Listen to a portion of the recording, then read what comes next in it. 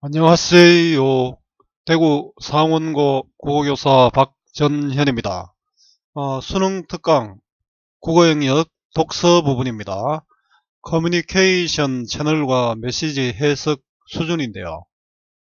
어렵죠?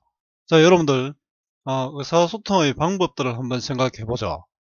옛날에는 서로 만나서 이야기하고 또 편지도 쓰고 이렇게 했는데, 요즘은 뭐 신문도 있고 라디오도 있고 영화도 있고 텔레비전 등도 있지만 결국은 많은 대중 매체들을 활용하고 있죠. 자, 여러분들, 자, 의사소통, 커뮤니케이션이 의사소통이죠. 자, 커뮤니케이션 채널은 의사소통 방법이죠. 자, 의사소통의 다양한 방법들과 메시지 해석과는 어떤 관련이 있을까요? 아침에 일어나면 제일 먼저 하는 일이 스마트폰을 켜고 소식을 듣는 일인가요? 선생님도 좀 이런 경향이 있습니다. 자, 예전에는 상상도 못할 일이지요. 스마트폰으로 세상 소식을 접할 수 있는 세상이 되었지요.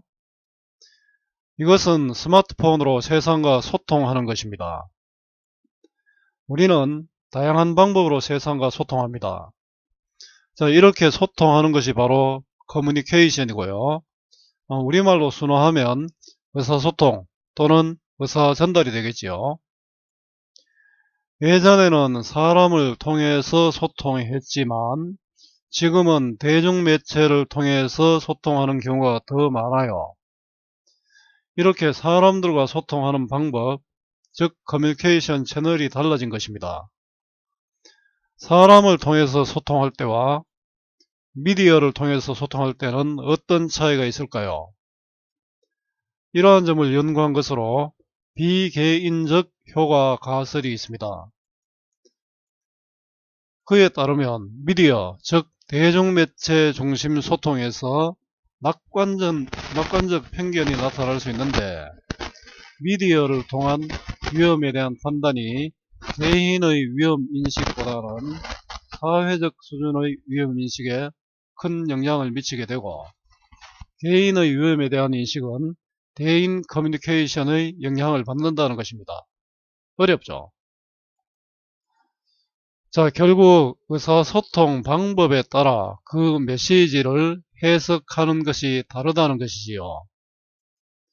자, 커뮤니케이션 채널과 메시지 해석 수준을 공부할 수 있는 비개인적 효과 가설의 특징입니다. 자, 현대 사회의 새로운 미디어 환경에서 발생하는 새로운 위험에 대한 피해를 최소화하기 위해서는 실제로 이런 미디어 환경에서 다양한 피해, 위험도 또 있죠. 어떻게 보면 우리 보이스피싱 같은 것도 이런 건지 모르겠습니다. 또는 뭐 불법 파일을 다운로드 받으면은 악성 코드가 컴퓨터 또는 스마트폰에 심기도 하죠. 자, 모든 미디어 사용자가 그 위험의 심각성을 올바르게 인식하고 위험을 방지하기 위한 노력을 기울이는 것이 중요하겠죠. 자, 현대 사회의 미디어 환경이 주는 위험에 대비할 필요가 있다. 결국은 사용자가 노력해야 된다라는 그런 부분이 있습니다. 기존 연구에 의하면 개인은 평소 위험에 대해 지나치게 낙관적으로 생각하며 위험에 대해 적절한 대응 행동을 잘 수행하지 않는 경향이 있다. 자, 분명히 위험 요소가 있는데 설마 나에게 그런 일이 있을까 이렇게 생각한다는 거죠. 자, 개인의 위험에 대한 인식입니다. 자, 개인의 이러한 성향을 위험에 대한 낙관적 편견, 분명히 위험한 일에 대한 신호를 줘도 엄미야 나에게는 그런 일이 없을 거야, 낙관적으로 생각하는 거죠. 편견은 치우친 생각이지 않습니까? 객관적으로 생각하지 못하고 낙관적으로 생각하게 된다. 자, 이는 개인이 자신보다 다른 사람에 대한 위험이 더욱 심각하다고 인식하는 경향을 의미한다. 나에게는 그런 일이 없을 거고 차라리 다른 사람에게 있을 거야, 이런 거죠. 다른 사람에게 일어나도 나에게는 일어나지 않는다는 뜻입니다. 낙관적 편견의 뜻이고요. 자, 낙관적 편견의 뜻, 의미입니다. 자, 개인은 평소 위험에 대해 지나치게 낙관적으로 생각하며 위험에 대해 적절한 대응 행동을 잘 수행하지 않는 경향을 낙관적 편견이라고 합니다. 자, 낙관적 편견을 미디어 이용 결과로 보는 이른바 비개인적 효과 가설. 자, 낙관적 편견은 왜 나오느냐 하면 미디어 이용의 결과다. 자, 의사소통 방법이 미디어를 이용하는 방법도 있고 직접 사람끼리 만나서 하는 방법도 있지 않습니까? 그 의사소통 방법을 미디어를 이용하면은 결국은 낙관적 편견이 나올 수 있다, 이런 뜻이겠죠. 자, 비개인적 효과 가설에서는 낙관적 편견의 형성 과정을 커뮤니케이션 관점에서 설명한다. 의사소통 관점이죠. 자, 비개인적 효과 가설의 낙관적 편견 형성 과정을 지금 설명하려고 합니다. 자, 비개인적 효과 가설에 따르면 개인의 위험에 대한 인식은 사회적 수준과 개인적 수준 두 차원으로 나뉘는데, 자, 위험에 대한 인식은 나에게 대한 개인적인 차원도 있고 또 우리 사회 전체 차원도 있지 않습니까? 자, 대중매체를 통한 위험 정보는, 그 위험 정보가 대중매체를 통해서 전달되었을 때 개인의 위험에 대한 인식에는 별다른 영향을 미치지 못한다. 나에게는 별로 안 올 거다. 자, 사회적 위험 수준, 즉 자신을 제외한 다른 사람의 위에 대한 인식을 높이는 경향이 있다. 자, 대중매체를 통한 위험 정보는 나보다는 다른 사람이 더 위험할 거야, 이렇게 생각하는 경향이 있다는 뜻이죠. 자, 대중매체를 통해 제시된 위험에 대한 정보는 대개 추상적이다. 자, 구체적이지 않고 추상 전체를 대상으로 하기 때문에 추상적일 수밖에 없죠. 개인에 대한 어떤 영향을 미치는가에 대한 구체적인 내용을 담고 있지 않는 비개인적 정보다. 누구누구에게 일어나는 게 아니다. 사람에게 일어난다. 구체적인 누구에게 일어나는 게 아니다, 이런 뜻이죠. 자, 추상적이고 그 다음에 구체적인 내용을 담고 있지 않는 비개인적 정보는 대중매체를 통한 위험에 대한 정보의 특성입니다. 그죠? 이걸 가지고 또 답지 문제로 만들어낼 수 있겠죠. 자, 비개인적 효과 가설, 대중매체를 통한 위험 정보의 영향입니다. 자, 비개인적 효과 가설에 따르면 대중매체를 통해 제시된 위험 정보는 추상적인 면이 있어서 개인의 위험인식에는 별다른 영향을 미치지 못한다. 그래서 자신을 제외한 다른 사람의 위험, 즉 사회적 수준 위험에 대한 인식을 높입니다. 그래서 대중매체를 활용한 위험 정보는 그 낙관적 편견을 불러일으킬 수 있겠죠. 자, 비개인적 효과 가설에 따르면 개인 수준의 위험인식은 사회 수준의 위험인식과 달리 주로 대인 커뮤니케이션에 의해 영향을 받게 됩니다. 대인 커뮤니케이션 하니까 되게 어려운데 사람 간의 의사소통입니다. 사람이 만나가 위험한데 이러면은 이게 개인 수준의 위험인식이 높아진다는 뜻이겠죠. 자, 대인 커뮤니케이션은 대중매체와 달리 위험에 대한 상시하고 깊이 있는 생생한 정보들을 전달하기 때문입니다. 서로 만나면은 더 구체적이고 또 뭡니까, 개별적인 그런 정보들이 되겠죠. 자, 개인 수준 위험인식은 대인 커뮤니케이션의 영향을 받게 됩니다. 대중매체는 사회 수준의 위험인식과 관계 있고요. 개인 수준의 위험인식은 대인 커뮤니케이션과 관계 있습니다. 결과적으로 대인 커뮤니케이션을 통한 위험 정보는 주로 개인 스스로에 대한 위험인식을 높이게 됩니다. 이에 따라 대중매체를 통한 위험 정보 노출의 빈도에 비해 대인 커뮤니케이션이 많지 않는 경우 개인은 낙관적 편견을 보이게 됩니다. 대인 커뮤니케이션이 많으면 개인의 위험인식이 높아지고 대중매체를 활용한 정보는 결국은 사회적 수준의 위험인식이 높아지기 때문이겠죠. 자, 낙관적 편견을 높이는 원인은 대인 커뮤니케이션이 많지 않기 때문입니다. 자, 비개인적인 효과 가설에서는 현대 사회에서 위험 정보가 미디어를 통해 전달되는 경우가 많기 때문에 자, 사회 수준의 위험인식과 개인 수준의 위험인식 사이에 불균형이 존재하게 된다. 자, 위험 정보가 미디어를 통해서 많기 때문에 사회 수준의 위험인식은 높아지는데 자, 개인 수준의 위험인식은 낮아진다는 뜻이겠죠. 자, 사회 수준 위험인식과 개인 수준 위험인식의 불균형의 원인입니다. 결국 위험 정보가 미디어를 통해서 전달되는 경우가 많기 때문입니다. 대중매체의 위험 정보에 대한 노출 빈도가 많은 경우에는 낙관적 편견이 혹은 반대로 대중 커뮤니케이션을 통한 위험 정보에 많이 노출되는 경우에는 자신이 더욱 위험하다고 느끼는 비관적 편견이 나타날 수 있습니다. 이처럼 비개인적 효과 가설은 개인이 낙관적 편견을 갖게 되는 원인을 정보 습득 채널의 차이로 설명하고 있다. 결국 의사소통 방법이다. 그죠?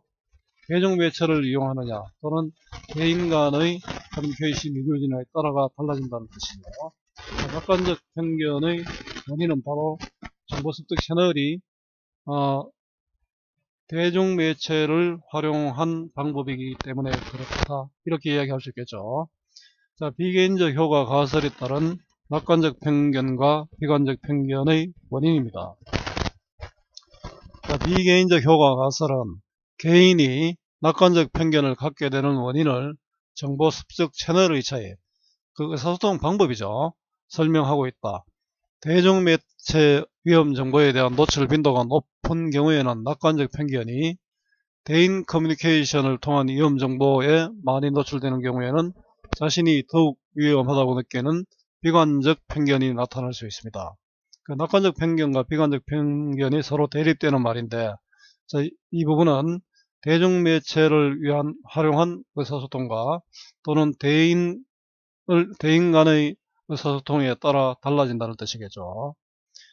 자, 비개인적 효과 가설이 갖는 정치적인 의미는 자, 주로 집합적인 차원의 위기와 위험에 대한 인식에 미치는 미디어 영향력이 잠재적으로 야기할 수 있는 정치적인 결과를 통해 생각해 볼 수 있다.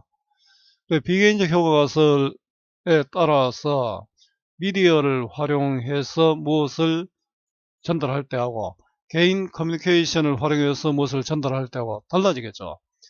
자, 비개인적 효과 가설이 제안하는 것 같이 사회 현실에 대한 수용자의 지각에 미치는 미디어 영향력이 사회적 수준에 국한된다면, 자, 이건 조건이죠.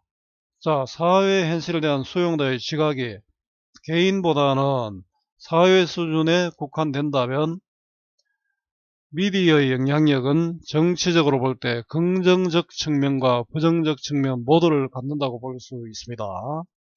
자, 미디어 영향력의 긍정적 측면과 부정적 측면입니다.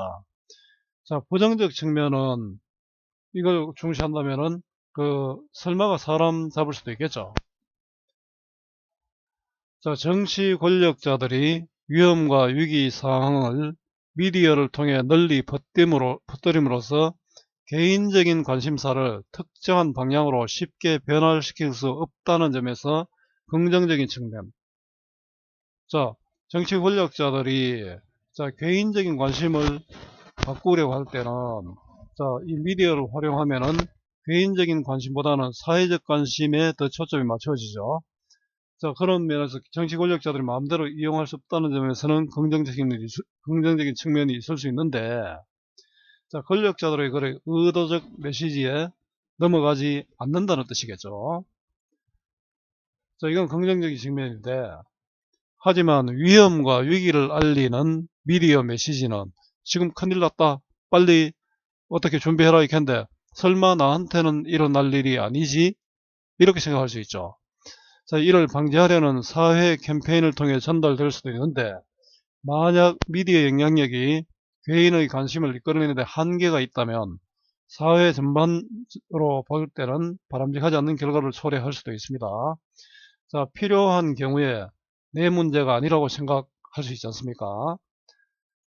자, 예를 들어 에이즈죠. 에이즈 예방, 환경보전 등을 위한 미디어 캠페인이, 자, 이렇게 하면은 개인은 낙관적 편견을 가지게 되면은 어떻습니까? 나한테는 에이즈가 안 걸릴 거야. 나는 뭐 환경보전 별로 관계없어. 이렇게 생각할 수 있지 않습니까? 그 캠페인에서 다루는 문제가 사회 문제라고 인식시킨 데는 효과적이지만 개인의 문제라고 인식시킨 데는 한계가 있다면 개인의 참여를 끌어내고 새로운 프로그램을 채택하는데 걸림돌로 작용할 여지가 있기 때문이다. 자, 추상적이고 개인에 미치는 영향에 대한 구체적인 정보가 없죠. 자, 미디어를 활용한 홍보 방식은 추상적이고 개인에 미치는 구체적인 영향이 없기 때문에 아무래도 한계가 있겠죠. 그래서 개인은 낙관적 편견을 갖게 되고 이 문제에 대한 무관심을 하게 되겠죠. 자, 비개인적 효과가 가설이 갖는 정치적 의미가 됩니다. 자, 긍정적인 측면과 부정적인 측면을 살펴봤습니다. 자, 비개인적 효과 가설이 제안하는 것과 같이 사회 현실에 대한 수용자의 지각에 미치는 미디어 영향력이 사회적 수준에 국한된다면 이러한 미디어 영향력은 정치적으로 볼 때 긍정적 측면과 부정적 측면 모두 갖는다. 긍정적 측면은 정치 지도자들이 개인의 마음을 마음대로 바꿀 수 없다. 부정적 측면은 정말 위기 상황에 처했을 때 개인이 자기의 일이 아니라고 생각하게 된다는 그런 뜻이죠. 자, 여러분 오늘 커뮤니케이션 채널과 메시지 해석 수준을 공부했습니다. 선생님이 항상 내는 문제죠. 윗글의 내용을 단락을 기준으로 문장을 요약하고 주제를 말해보세요. 자, 국어 공부의 기본은 본문 중심의 학습, 반복과 복습입니다. 단락을 요약해보는 것은 사고력 확장의 또 필수이기도 하고요. 자, 이글의 주제는 비개인적 효과 가설의 특징이 되겠죠. 자, 선생님 강의는 여기까지입니다. 자, 내용 확인과 문제풀이는 여러분들이 해보고 또 선생님 자료 또는 정답 해설을 확인해 보기 바랍니다. 물론 블로그에는 모든 내용이 다 들어 있습니다. 자, 오늘 커뮤니케이션 채널과 메시지 수준 해석 수업이 여러분들에게 조금이라도 도움이 되었으면 좋겠습니다. 수고 많았고요. 오늘 또 고맙습니다.